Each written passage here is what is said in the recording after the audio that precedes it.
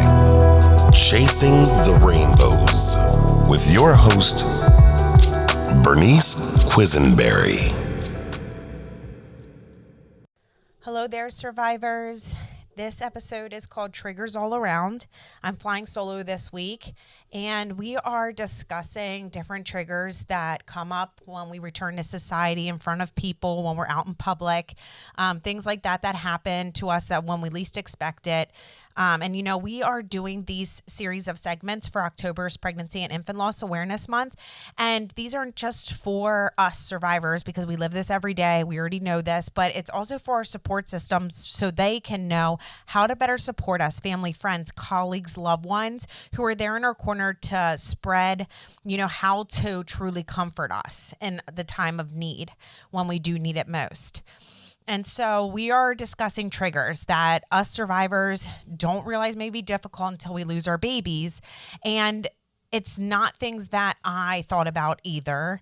So with our last episode during the Brie and B segment that we did with expecting the unexpected, we kind of tapped into a couple triggers, just discussing, different topics around, discussions that occur out in public and things like that. And then, we did dive into like one or two, and actually some survivors wrote in and said, it would be nice to have an episode where we do talk about, all the triggers that people don't realize, because these kind of conversations and opening up this dialogue around this helps us to not feel alone. And it also allows our support systems to know how to truly be there for us, right? So I'm just going to dive right in. A couple, feelings that occur when we're dealing with going back out in public. Like I said, for me, the grocery store was very hard, clothing stores, Target, those kind of things, right? And it's not that I wished ill on anybody when I'm going to bring up some of these triggers, but it was really out of like a jealousy, sadness, anger, all in one that was stirring all around like a hurricane, and this overwhelming moment of feelings when this would come on.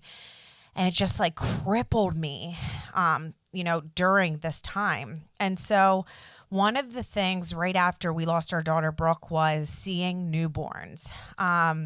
That was really hard for me. That's why one of the most difficult things when I went out to run errands or do anything, with routine life, was seeing newborns, hearing them, anything like that. And like I said, not because we wish ill on it. It's just, I was so wanting and yearning for my own baby that seeing the baby, would just stir it all back up, especially if it was a female, just like Brooke was, So it was that. It was like handprints, footprints, just little baby things, right? Like all of that. And I'll dive into that a little bit more.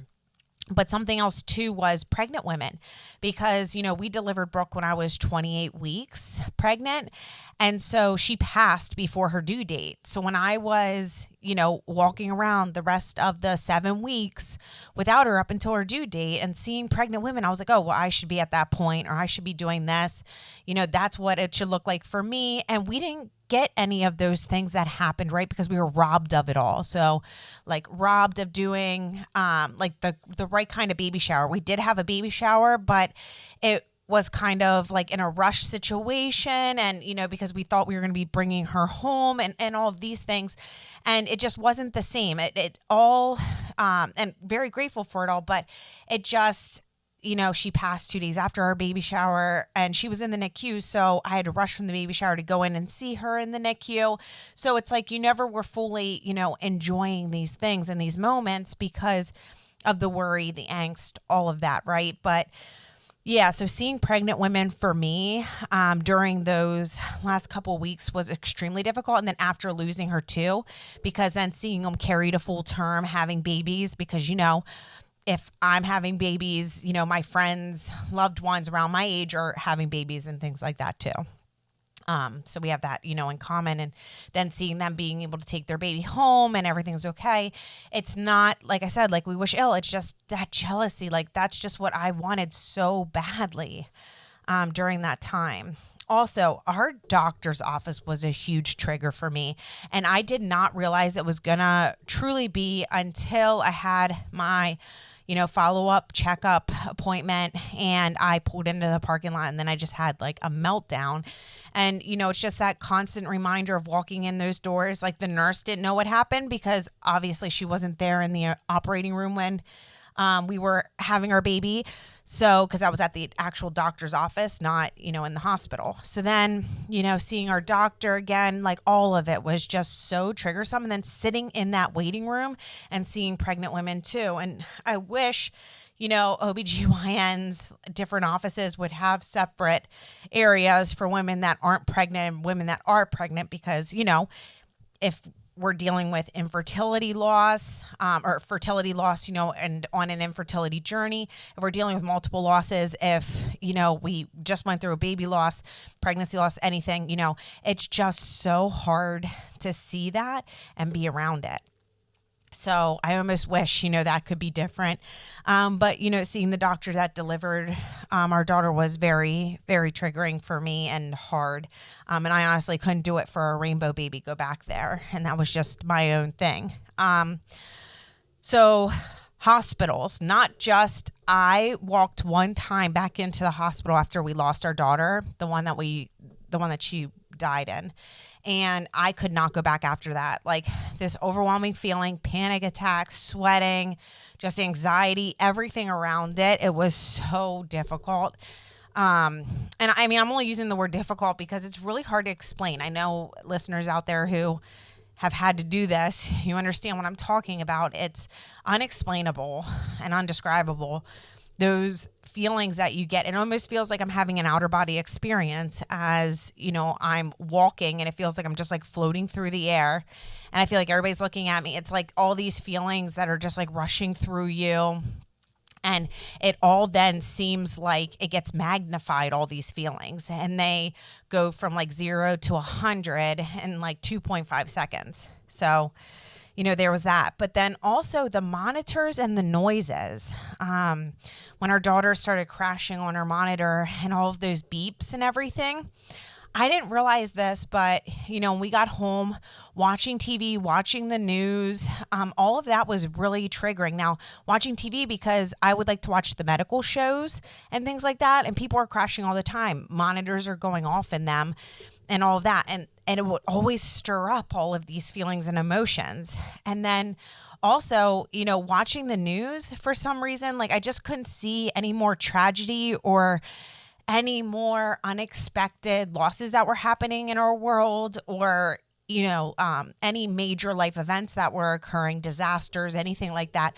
I just couldn't hear all that negativity because I already had enough of that going on in my own head with everything that was going on. So that was very, overwhelming, triggering, everything for me. Something else too, which I was really surprised about, was strollers.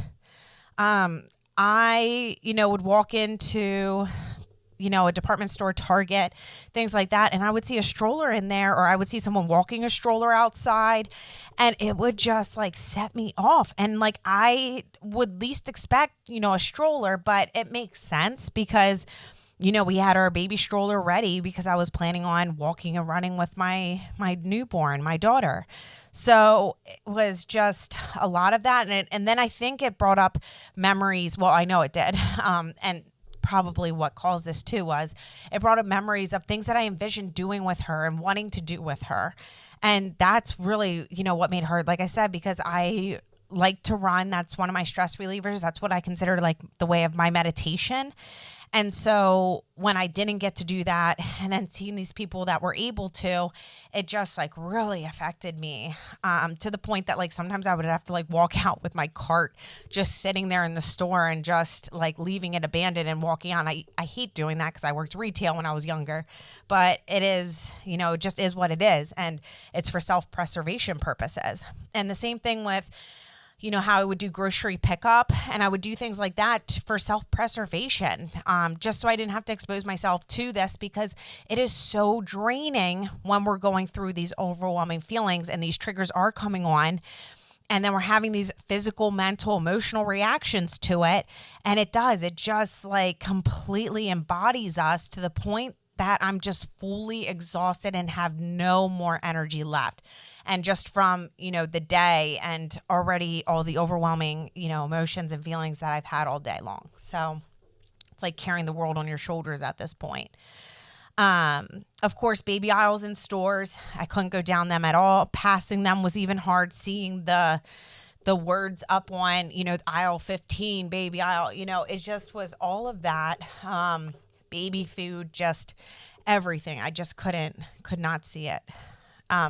Baby clothes, kind of mentioned that before, like anything like little socks, shoes, anything. And, like I said, we had our baby shower just a few days before Brooke passed. And so we had all of these items, all of these clothes, because this was the first time we were having a baby girl and we didn't have any of those items. So that's what a lot of people got us. And it was so hard to see those clothes and knowing that our baby was never going to be wearing them again, or never wearing them in general. So it was just so difficult with that. And I had to store them away. I didn't know what to do with them. I didn't know if we were going to keep them sacred, if we were going to use them for our next baby, because some of them were gender neutral. And we ended up doing a little bit of both with them, with our rainbow baby after. But I think that was a really hard decision to know what to do with everything, after we lost her, because they were all intentionally for her. So that was something I really struggled with. And, I wish that, and grateful now that we have, the daily support groups that we do have. But, talking to other survivors, I wish I would have brought that up to ask them what they did, because like those thoughts in that moment are so overwhelming to know what to do with all those items. And, having somebody to like almost hold my hand or guide me, or a couple people telling me different things that they did so I can find my own way would have been so beneficial in that moment. Or, moments, because there was a bunch of them and, I would obsess about it. For some reason, hearing crying babies would really just, I would just melt and I would start bawling. And, I think the hardest thing for me was thinking like, oh, is that baby crying because they need something or their parents not paying attention to them? And this is like all that I made up in my head, of course, of course, babies cry. That's a normal reaction and they're doing it because they do need something, but it's not that anybody's like doing that to, it's just, in my mind, I'm like, oh, like if that was my baby, I would make sure that they need, it was so difficult. I can't explain it, but it really was. And it was like I was comparing myself, comparing situations, comparing how I would be if that was my baby and things like that. And it wasn't, like I said, to down the other person or to do anything like that. It was just a natural reaction to my grief. And it was a natural reaction to not having my baby here and wanting nothing more than for Brooke to be here with us, during that time and now and forever, Another trigger is definitely dates and times for me. Brooke passed on a Tuesday. She passed at 1:12 p.m. on March 16th on a cloudy day, and her due date was April 30th. So all of those, like Tuesday, 1:12, all that is just, it depends on the day. And, a lot of times we don't get answers with our losses. So there isn't enough studies out there or technology to really say what caused our miscarriage, stillbirth, infant loss. And it's living in the woulda, coulda, shouldas. And if I would have done things differently, could I have prevented this if I knew this? It's questioning and always guessing ourselves. And our minds are just constantly filled with those thoughts and those feelings. So when these dates do come up, especially at the beginning, at least for me, the times came up and I would see them and be aware of them, it just all would come flooding in and it would just be really overwhelming. And eventually, I still do get fluttered with it. And I'm, years out now from losing Brooke, but I do still get fluttered, but it also isn't as frequently and it's not as long either, and it's not as overwhelming. So it has dissipated and almost like calmed down over time, but it still happens and it's not as constant, which is good too. But it still does, especially around major dates and events, holidays, all of that. a big trigger for me was social media. And I think it's because of the glam and the fakeness that we can see on socials. For me, I had to stay off of them. I got on them initially I wanted to announce that Brooke was born, after a couple weeks of taking it all in and then finally feeling strong enough to let the world know that she was here, she was alive, and we did have her, and we also lost her in the same breath. But I wanted people to know because I didn't want to feel like I was keeping her a secret. But in the same sense, when I was on there on socials and posting things and mentioning about her, I would get on and then I would see my friends that were, pregnant or ones that just had babies or them and their newborns. And it's just like all happiness and like sunshine and rainbows. And then here I am, so miserable, so, sad with everything that just occurred that, it was just hard to watch all the baby videos, the pregnant people, gender reveals, baby showers, all that. And I don't know, honestly, like what hurt more. A friend of mine, was getting ready to have another baby and she kept it from me because she didn't want to tell me in fear of, it hurting me and things like that, which I was so grateful for. But in the same sense, too, I wish, if she would have came to me, because I wanted to be there for her, too. Yeah, in my mind, like, I would have been hurt, right? But it's not anything that she did wrong. I would be happy for her and happy that they were having a baby and things like that. It was just like my own stuff and I had to work through it. And that's the thing. Like I had to, even though I needed my support system and I needed, survivors alongside of me, we also do need to spend some time alone to process different things and how we're going to handle it in a healthy way. And so, it is really hard navigating that and knowing, but to me, like social media, I had to stay off of it, just like the news. I just could not expose myself, to any of that after a while. And if I really needed a good cry or, I was feeling a certain way and I did get on to see those kind of videos and things like that, it was almost like I felt like, was I being a masochist to myself to look at these things, right? Like, did I want to feel that pain, for some reason or other? I don't know. So yeah, like I said, grief is just weird. You just don't know how you're going to go or where you're going to go with it.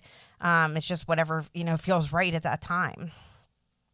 But I do know one thing. I did feel very isolated and alone, and social media did not help that at all during, the first couple months, year into our loss after Brooke. So,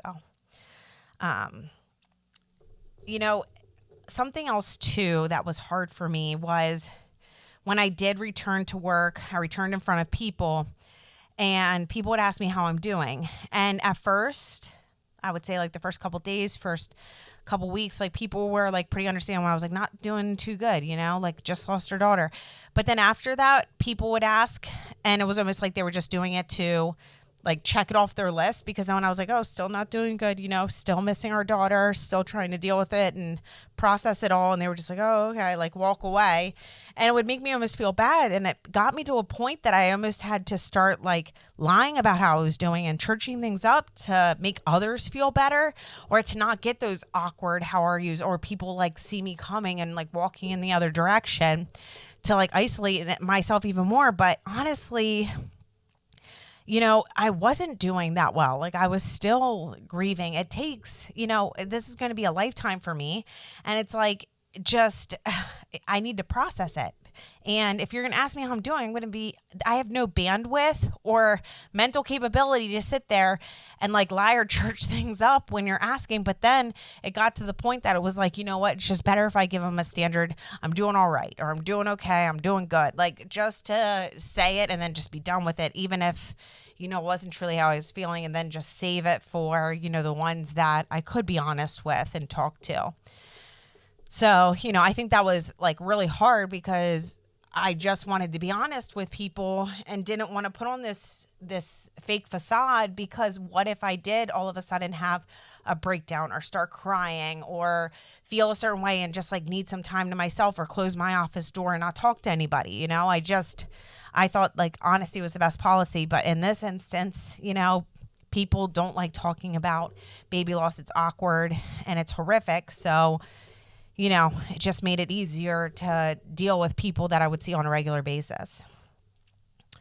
You know, family gatherings, anytime, just doing like a get together outside of the holidays and like I mentioned earlier, the holidays too, but like it was hard because I would envision, you know, what it would be like with our baby being present and being around with all of our family, and what it would be like if I did have a newborn with me and they were experiencing all of it and I was experiencing it, you know, and just how my life would be completely different at that time with 2 children. And so I think, you know, that was just really hard to deal with. And then also on top of that was, you know, family and loved ones, it's hard for them to bring up the baby or bring up the baby's name, or, you know, especially during those family gatherings. And it's almost like the elephant in the room because I'm obviously thinking about her. I'm emotional. I need to take some steps away during the day and things like that. And I almost feel like sometimes, you know, our loved ones, and I get it, I know why they do it.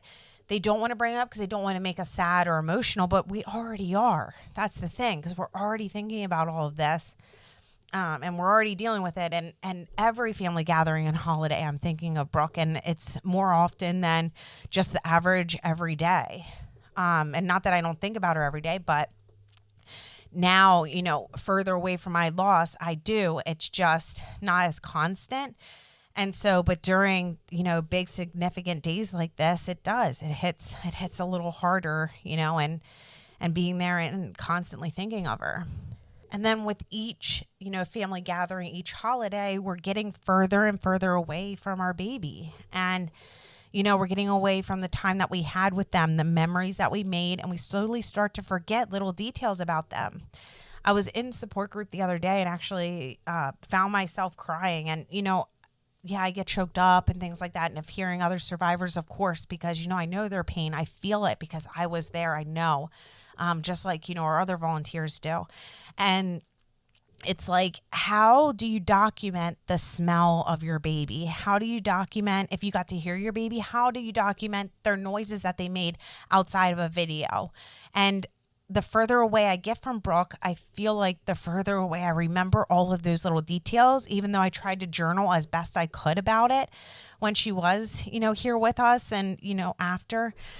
It's still, you know, like the little things. I forget I remember the overall feelings. I remember, you know, the big things with her, but it's the little things that it's just it's not as easy. And I'll never get back, you know, like I said, her smells, her noises, like those kind of things that I didn't, you know, or couldn't find the words to document.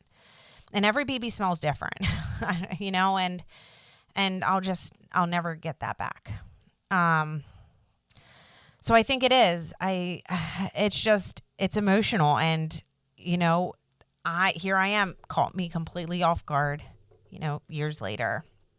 But in those first, you know, weeks and months right after losing her, you know, when I started to get further and further away from her, I was aware of it, and it would just completely take me to my knees, you know, and feel like it crippled me all over again. Each time I was like, oh my gosh, I forget what this is like, or I forgot what this was like, or what it was like to hold her. There's just everything, you know, and it just is so hard. And the way that it hits you, when it hits you, and how it affects you is just, you know, it's just all different. It's you know, everybody handles it differently. Everybody processes it differently, and you can't explain it.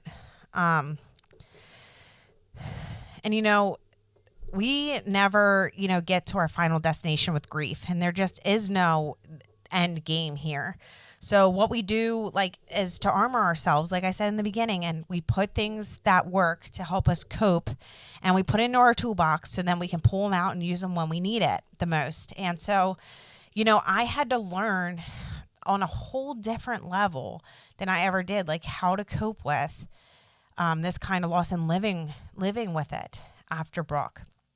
And so there was a few things that worked for me, and it was like trial and error too, like the things that would stick or wouldn't stick. And one of them was journaling to Brooke. And this was huge because I needed to first write to her to say how sorry I was that I couldn't protect her inside of me, that, I wish I could have done more for her, that I wish I would have advocated more for her. All of those things that I felt as her mother that I should have done and should have been able to do to protect her, because that's all, like we're supposed, like, so how I felt was like, I'm supposed to keep her safe. I'm supposed to keep her inside. I'm supposed to keep her until 40 weeks. And then she comes out and she's born, and I'm supposed to, do all these things. And when that doesn't happen, I just felt all this guilt, all this remorse. And even though, these things weren't my fault, the birth, the, delivery, and, why she passed, but it's just overwhelming, and and I played that blame game, and those woulda, coulda, shouldas, so I had to get them down on paper. And so the beginning of my journaling to Brooke was really that. It was, I had to put that all down there and leave it there and do it multiple times to almost like ask for forgiveness in myself from her and things like that. I also used a lot of fidget toys, spinners, stress balls, a gamut of things, whatever I could find that worked to kind of keep me like almost more focused, if that makes any sense. Because, it was really hard to focus on anything when I had all these overwhelming feelings and thoughts going through my head all the time. But it at least gave me a sense of being present where I could touch something, and it got me to kind of focus on that object and then pull me back into almost like a grounding technique of it. Something else too was talking about her and saying her name. And, today I have a community who doesn't judge me and only embraces me and, and living with this pain. But it also gives me the opportunity, to talk about her like in public, in front of people, bring her up.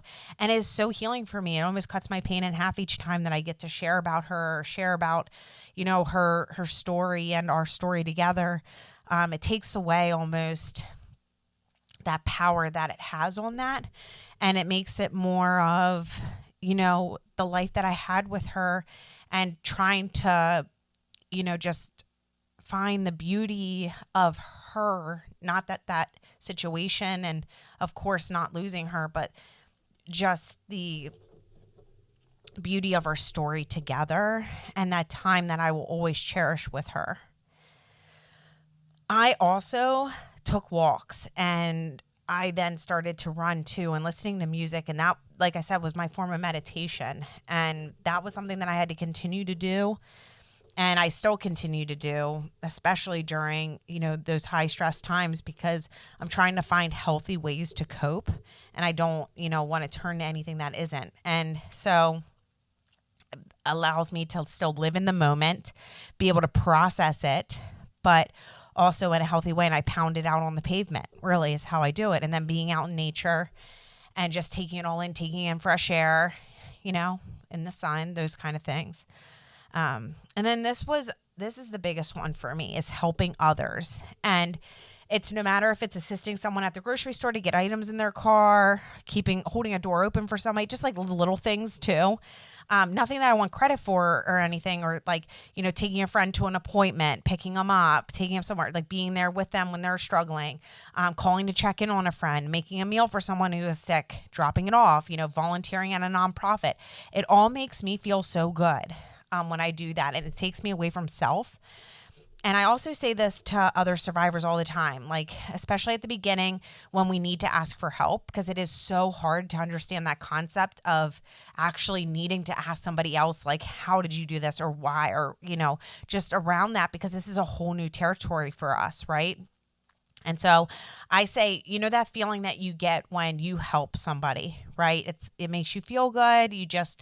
it like takes you out of yourself for a second, and it allows you to like get all the feel goods. Like I said, you feel positive, you're excited, you're happy that you're able to help somebody. And it gets you out of your own crap for a couple minutes and maybe even hours. And so, when you don't ask for help or you don't go to someone, that is depriving them of that opportunity where they feel like they can help you and talk to you and listen, and them get, the feel goods and to be able to be there for you. So, that's why it's so important that we do rely on each other, that we're there to lean on one another, because we all need help sometimes, and that's okay. So I thank you so much for tuning in and listening to this segment. I hope, the survivors out there find this helpful, their support system finds this helpful, so they know how they can be, there for us fellow survivors. And please follow and subscribe to our podcast to help us reach more survivors. And we are always with you, fertility, pregnancy, and baby loss survivors. Until next time, we appreciate you tuning in. Talk to you soon.